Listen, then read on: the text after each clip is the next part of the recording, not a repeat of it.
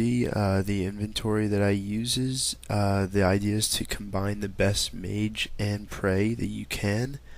For 20 defense, the inventory is shown here, what I'm wearing, and you saw what I decided to bring. This is now running 2 Barrows. Rest along the way as much as possible. This is the musician that you can rest at to get 100 run as you run through. I'm going to repeat a lot of what the writing says, but you need to have Priest in Peril completed to get over here. And just to make sure that you understand this is a place where you can pray, because generally after you loot the Barrows chest, you will have no prayer. So this is the best place to come back along the way. It takes barely any time added onto your trip. So we'll now go down into this tunnel, and as it says, yes, set your quick prayer to melee and make your way through the this little dungeon or whatever you want to call it.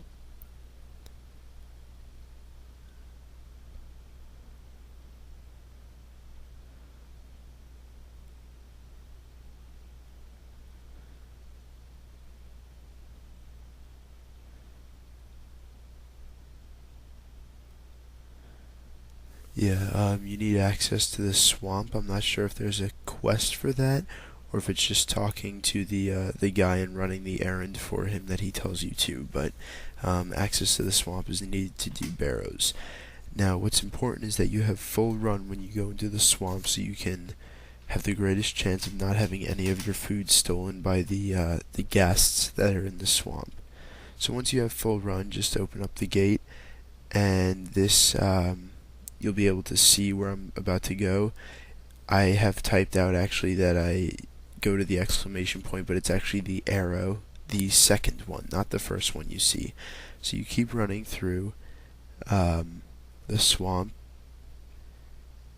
and as you can see, I believe a ghast just took one of my food, but it's not a big deal. So now you get on that little boat and you go to the actual Barrows place. Welcome to Morton. It's just a little bit across the bridge, and you will be in the area where you can take part in the Barrows minigame.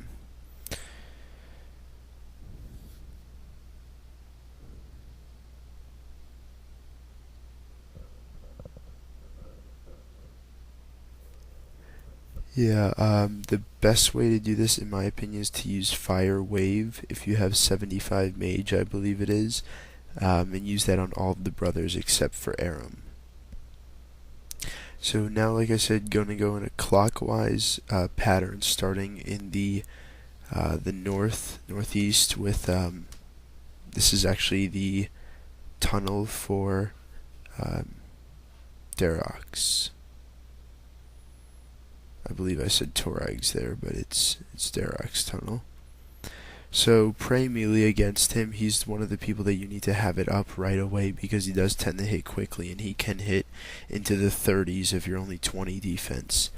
So just continue to auto cast on him. It's pretty simple. Just wait until he's dead and turn your prayer off. Now run south to the bottom corner, and this is the Guthin's tunnel. Same thing, prayer up as soon as you enter, and we just encountered the fact that that is my tunnel. We'll get back to that later, but what that means is that we won't fight him right now. We will encounter him in the final tunnel on our way to the chest. So what we're going to do is we'll move on right now to the next brother, which will be Carol's, and some people tend to like to use melee on him, but I feel that mage is sufficient as it does hit hard enough. So same thing, protect range and continue to auto cast. As you can see, the faces, the silhouettes keep popping up in the bottom of my screen, and that just indicates that some of my prayer has been drained. So keep an eye on that. Make sure that you are taking a pray pot when you need it. And then we will move on to Torags. He, in my opinion, is the easiest of the brothers. If you happen to misclick your prayer, does not hit the hardest, nor does he hit through prey like Verax, but he's just very simple like Dorax if you are able to get your prey on early enough and just kill him. And moving to the northwest corner, we will enter the tunnel of Verac. The crypt of Verac, excuse me. And as I said, he does have the ability to hit through prayer. Now it's not full hits, obviously, but just as the armor does, the brother can hit through prayer. So we'll just keep an eye on that, making sure to eat if necessary, but with a decent HP level that may not even be necessary. Make sure to take a prey pod dose when you need it, and get out of the tunnel as soon as possible because you do run the risk of losing some prayer if you stay in there. Now to the center, this is Aram's tunnel, and this is where I feel that it's necessary to range, as his armor does protect well against magic. So just equip the accumulator in your crossbow, hopefully with your diamond bolts or dragon bolts, and take a sip of your range pot. Make sure you have decent prey when you go in there, and obviously you're going to want to pray mage against him. So this is still fairly simple, you're just going to kill him. Now one quick note while we are killing Arams is that when you encounter a tunnel, the best thing is to move on to the next one if it's not your last, because you can then go back to that as your tunnel, and we will see that here. So we're going to go back to the southeast corner, where Guthin skipped us, and we will actually this time click on his crypt, as you will see his coffin.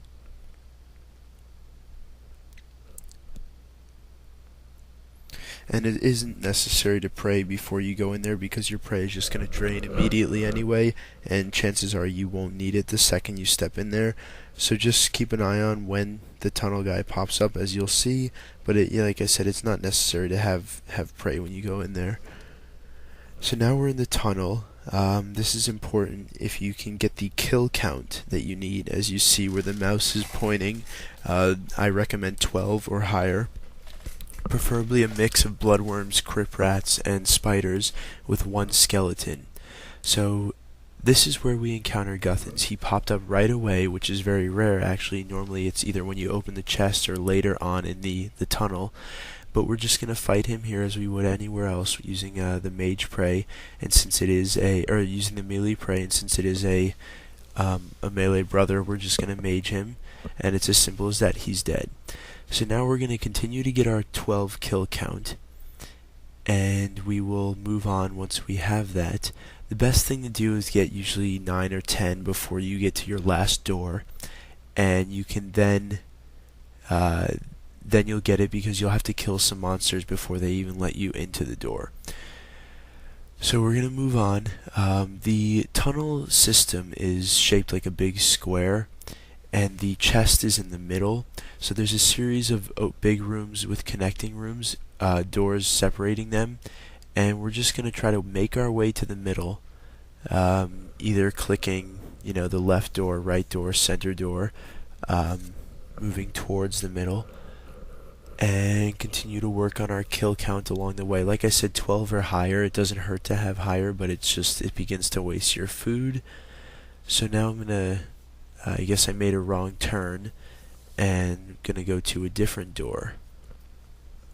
And this is the hardest part in my opinion, besides maybe fighting some of them, in that you have to get the hang of knowing where to click, when to click if you made the wrong turn or something like that. So we're just going to make our way through, like I said, aiming towards the middle.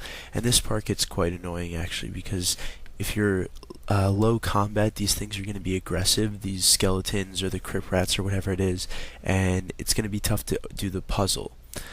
What the puzzle is when you click on the door to open it, you have to complete the puzzle correctly, and when you do that, the door will unlock, allowing you to go through.